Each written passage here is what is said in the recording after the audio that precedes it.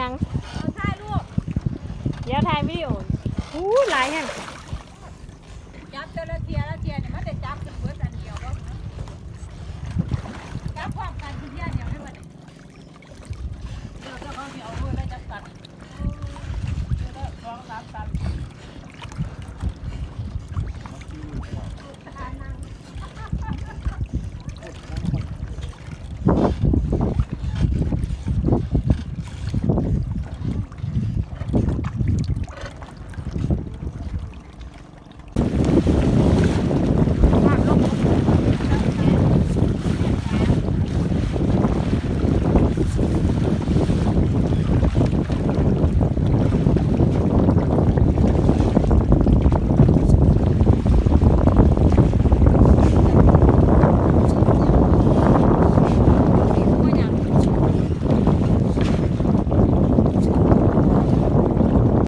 ง่ายไปบ้าง2 มื้อนี่แล้วผมเราไม่ง่ายเท่าไหร่